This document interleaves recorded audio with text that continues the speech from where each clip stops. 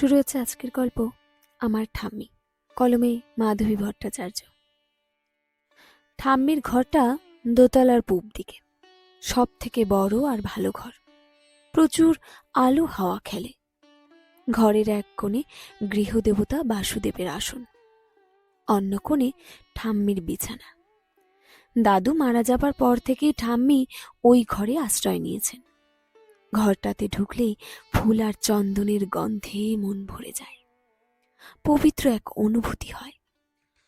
তবে ওই ঘরে যে কেউ যখন তখন ঢুকে পড়তে পারে না, ঠাম্মির কড়া বারণ। ভালো করে হাত পা মুখ ধুয়ে কাপড় পাল্টে তবেই ঢোকার পারমিশন মেলে। বাসি কাপড়ে তার ঘরে ঢোকা মানা। এই নিয়ম বাড়ির সবার জন্য প্রযোজ্য, বাইরের লোকের জন্য তো বটেই। বাইরের কেউ না জেনে ওই ঘরে ঢুকে পড়লে গোবর জল ছড়িয়ে মুছে পবিত্র করে দিতে হয়। মানুষের ছোঁয়ায় ঘর কি করে অপবিত্র হয় বুঝতে পারি না। কত করে বোঝানোর চেষ্টা করেছি, কিন্তু কে শোনে কার কথা। ঠাম্মির মতো সূচিবায়ুগ্রস্ত মানুষ দুটি দেখিনি। দিনে অনেকবার স্নান করা তার বাধা ধরা নিয়ম। সকলের ছোঁয়া বাঁচাতেই আলাদা এই ঘর বেছে নিয়েছেন দাদু চলে যাওয়ার পর। এই নিয়ে ঠাম্মির সাথে আমার নিত্য অশান্তি। রাগ করে বলি, নিজেকে ছাড়া বাকি সবাইকে অস্পৃশ্য ভাবার কারণ কি? তুমি কি মনে করো তুমি একাই শুচি আর পবিত্র, বাকি সবাই অশুচি? বেশি কথা কইস না দিনি, এই দিনের ছোড়া, তুই শুচি আর অশুচির কি বুঝোস? ঠাম্মি চেঁচায়। সেই দেশভাগের পর কবে এদেশে এসে বাসা বেঁধেছে। এতদিনেও ঠাম্মি পূর্ববঙ্গীয় টানে কথা বলা ছাড়েনি। আমার প্রায় মনে হয় ঠাম্মি খুবই একগুঁয়ে স্বভাবের মানুষ। নিজে যেটা ঠিক মনে করবে সেটাকে আঁকড়ে ধরে থাকবে, কারো কথাই কানে তুলবে না। ঠাম্মির জন্য কোনো কাজের লোক টেকে না আমাদের বাড়িতে। মা একা কত সামলাবে? কাজের লোকের সঙ্গে নিত্য খিটখিট করা ঠাম্মির রোজকারের রুটিন। খুঁজে খুঁজে তাদের দোষ বের করেন ঠাম্মি। মেজে দেওয়া বাসনগুলোতেও খুঁজে খুঁজে সকুরি বের করে ফেলেন। ফলে ধোয়া বাসনগুলো আবার ধুয়ে দিতে হয়। মুছে দেওয়া ঘরেও তিনি দিব্য দৃষ্টিতে ময়লা দেখতে পান। কাজেই ঘরও ৩-৪ বার করে মুছতে হয়। ওনার ঘরে ঢোকার আগে কাপড় পাল্টাতে হয় বারবার। তারা যখন ঘর মোছে, ঠাম্মি কড়া দৃষ্টিতে লক্ষ্য রাখেন যাতে ওরা বিছানা ছুঁয়ে না দেয়। ভুল করে ছুঁয়ে দিলে শুরু হয় চিৎকার। এরকম ঝামেলায় কি কাজের মানুষ টেকে? মায়ের অনেক অনুরোধে মালতীদি এত ঝামেলা সয়েও বেশ কিছুদিন টিকেছিল, কিন্তু কত আর সহ্য করবে। আজ তাই জবাব দিয়েই গেছে। মায়ের কাতর মিনতিও গলাতে পারিনি ওকে। একটা কাজের লোক না হলেই নয় আমাদের। একা ঠাম্মির জন্যই কত কাজ। ঠাম্মিকে কে বোঝাবে আজকাল কাজের লোক যে পাওয়া কত মুশকিল? তার বাতিকের জ্বালায় যে কাজের লোকই টেকে না, সেটা তিনি বোঝেন না। ঠাম্মির সঙ্গে বোঝাপড়া করতেই হবে। মাথাটা গরম হয়ে আছে আজ। ইচ্ছে করে কাপড় না পাল্টে সোজা তার ঘরে গিয়ে ঢুকলাম। টের পেয়েই তেড়ে এলেন তিনি। গাল পাড়তে থাকলেন আমায়। আমি ঠান্ডা গলায় বললাম, এখন থেকে প্রতিদিন তোমার ঘরে এভাবেই ঢুকব, দেখি কোন মহাভারত অশুদ্ধ হয়। দিল রে, সব শেষ কইরা দিল, সব কিছু অসুচি কইরা দিল রে ছোড়া। কি অসুচি? কিসের অসুচি? আমার ছোঁয়া অসুচি? তোমার মনটাই অসুচি, তাইতে সবাইকে অসুচি মনে করো। প্রচন্ড রাগে গলা কাঁপছে আমার। কাপড় না পাল্টাই আমার ঘরে ঢুকছ, আবার বড় বড় কথা কস। কত বড় সর্বনাশ করছস আমার জানিস? বেশ করেছি, তোমার বাতিক আর সহ্য করব না। কাল ঘুম থেকে উঠেই বাসি কাপড়ে আবার ঢুকবো তোমার ঘরে, দেখি কি করতে পারো। আমি যামু গিয়া, এইখানে আর থাকুম না। ঠাম্মি চেঁচায়। কোথায় যাবে? বড় ছেলে নাকি মেজো ছেলের কাছে? তোমার স্বভাবের জন্য কেউ জায়গা দেবে না তোমায়, গিয়ে দেখো একবার। চেঁচামেচিতে মা ছুটে আসে, আমাকে টেনে নিয়ে যায় মা।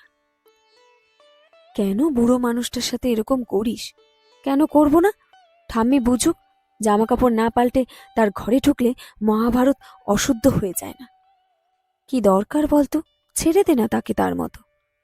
সচিবায়ু নিয়ে থাকা বুঝি খুব ভালো, তার জন্যে আজ মালতীদিও কাজ ছেড়ে চলে গেল। কতদিন চলবে এমন? কি করবি বল, বয়স হয়ে গেছে, বাতিকে সে ভর করেছে, তাই এখন আর মাকে হাজার বললেও কি পাল্টানো যাবে? আমি চুপ করে যাই, কিন্তু রাগ যায় না। মালতীদি কাজ ছেড়ে দেওয়ার কিছুদিন পর বাবা অফিস ফেরত নিয়ে এলেন একটি 17-18 বছরের মেয়েকে। বাবার অফিসের এক কলিগ সন্ধান দিয়েছিল কমলা নামের মেয়েটাকে। আমরা সবাই খুব খুশি কমলাকে পেয়ে, যদিও কদিন টিকবে জানি না। কমলা খুব মিষ্টি স্বভাবের, কাজেও খুব চটপটে। দুদিনেই সে বাড়ির সবার মন জয় করে নিল। আমার মনটা তবু খচখচ করে। ঠাম্মি যা সব কাণ্ড করে কমলা সহ্য করতে পারলেই হয়। ঠাম্মি যথারীতি কমলার সঙ্গে অত্যাচার শুরু করল, কিন্তু এতটুকু বিরক্তি নেই মেয়েটার। হাসি মুখে ঠাম্মির অন্যায় আবদার মেনে নেয়। একটু যেন ক্লান্তি আসে না ওর এত কাজ করতেও। কখনো অভিযোগও করে না, বরং হেসে ফেলে ঠাম্মির বকুনি শুনে। ভাবলাম কমলা মনে হয় টিকেই গেল। ঠাম্মির ঘরের পাশে ঢাকা বারান্দায় এক ক্যাম্প খাটে কমলার ঘুমানোর ব্যবস্থা করা হয়েছে। রাতে ঠাম্মির কোনো দরকারে ডাকলেই ওকে পাবে। চলছিল ভালোই, ঠাম্মিও বেশ মানিয়েই নিয়েছিল। কিছুদিন থেকে অঝোরে বৃষ্টি চলছিল, বেশ ঠান্ডা আমেজ বাতাস। এক রবিবারে সকালে ঘুম দিচ্ছিলাম আরামে, হঠাৎ মা ধাক্কা দিয়ে আমায় জাগিয়ে দিল। ধর্মর করে উঠে বসলাম, দেখলাম মা বড় বড় চোখে তাকিয়ে আছে। পার্থ, দেখে যা, নিজের চোখে না দেখলে বিশ্বাসই করবি না। চাপা উত্তেজনায় মায়ের গলা কাঁপছে। তাড়াতাড়ি উঠে মায়ের সঙ্গে চললাম দেখতে। মায়ের হাবভাবে মনে হচ্ছে পৃথিবীর নবম আশ্চর্য দেখে এসেছে। আমাকে নিয়ে উপরে ঠাম্মির ঘরের সামনে গিয়ে মা ফিসফিস করে বলল, দেখ কি কাণ্ড। আমি দেখলাম, এবং প্রথমে এই দৃশ্যটা দেখে আমার মাথা ঘুরে গেল। মনে হলো স্বপ্ন দেখছি। এও কি সম্ভব? দেখলাম কমলা ঠাম্মির বিছানায় শুয়ে আছে, চাদরে ওর গলা পর্যন্ত ঢাকা। ঠাম্মি পাশে বসে কমলার কপালে জলপট্টি দিয়ে দিচ্ছে। দৃশ্যটা হজম করতেই আমার মিনিট খানেক সময় লাগলো। তারপরেই প্রায় চেঁচিয়ে উঠলাম, ঠাম্মি, এ কি করছো তুমি? আমার চিৎকারে ঠাম্মি চমকে মুখ তুলে তাকালো। এত সকালে যে আমাদের এখানে দেখবে ঠাম্মি এটা ভাবিনি। কেমন একটা মুখ করে বলল, রাইতে বাথরুমে যাব বলে কমলাকে ডাকছিলাম, কিন্তু সাড়া দিচ্ছে না বলে দেখতে গেলাম। ধাক্কা দিয়ে ডাকতে যেতেই চমকে উঠলাম। গা আগুনের মতো গরম। এত জ্বর নিয়ে বাইরে শুয়ে থাকা উচিত নয়, তাই তুলে নিয়ে এসে বিছানায় শুয়ে দিলাম। জলপট্টিও করে দিচ্ছিলাম, জ্বরটা নেমে যাবে। তোর কাছে ওষুধ আছে পার্থ? থাকলে দিয়ে দি, খাইয়ে দি। আমি অবাক হয়ে ঠাম্মির দিকে তাকিয়ে আছি। ভাবছি কোন ঠাম্মি আসল? সচিবায়ুগ্রস্ত সেই বৃদ্ধা যে সবাইকে অস্পৃশ্য জ্ঞানে দূরে সরিয়ে রাখে, নাকি পরম মমতাময়ী এক নারী যে এই মুহূর্তে আমার সামনেই বসে আছে? ধন্দে পড়ে গেলাম। কিন্তু ঠাম্মি, তোমার বিছানা যে অপবিত্র হয়ে গেল, এখন কি এটা গোবর জলে ধুতে হবে? হেসে বললাম। ঠাম্মির মুখে এক অদ্ভুত হাসি খেলে গেল। দুষ্টুমি মেশানো সেই হাসিতে কি যে ছিল। হঠাৎ করে মনে হলো দাদু মারা যাওয়ার পর ঠাম্মি কতটা একলা হয়ে গেছে কখনো বোঝার চেষ্টা করিনি আমরা কেউ। মা সারাদিন ঘরের কাজে ব্যস্ত, বাবা অফিস নিয়ে, আমি পড়াশোনা আর বন্ধু বান্ধব নিয়ে। ঠাম্মি একটা ঘরে একলা পড়ে থাকে ঠাকুরকে নিয়ে। কতটা নিঃসঙ্গতা ঠাম্মির সঙ্গী বুঝতে চেষ্টা করিনি। এটা ঠিক, ঠাম্মির যাতে কোনো অসুবিধা না হয় সেদিকে আমার মা বাবার কড়া নজর। কিন্তু সেটাই কি সব? আমাদের চোখে ঠাম্মির শরীর বুড়ো হয়েছে, কিন্তু মনটাও কি তাই? নিশ্চয়ই ঠাম্মির গল্প করতে ইচ্ছা হয়, আনন্দ হুল্লোড় করতেও ইচ্ছা হয়। ঠাম্মির মনে হয়তো জমে আছে কত না বলা কথা। আমরা কি কখনো সেটা বুঝে দেখার চেষ্টা করেছি? বুড়ো হয়ে গেছেন ভেবে এক কোণে সরিয়ে রেখেছি। মনের অনেক ইচ্ছে চেপে রাখতে রাখতেই হয়তো ঠাম্মি এমন বিকারগ্রস্ত হয়ে পড়েছেন। মনে মনে প্রতিজ্ঞা করলাম, এখন থেকে নিজের সময়ের কিছুটা ঠাম্মির জন্য বরাদ্দ রাখব।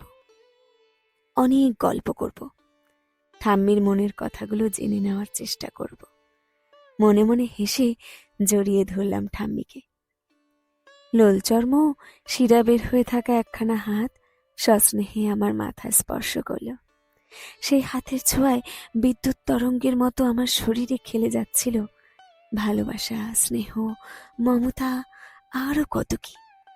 আমার সূচিবায়ুগ্রস্ত ঠাম্মি হয়তো ভুলেই গেছেন বাসি কাপড়েই তাকে ছুঁয়ে দিয়েছি আমি।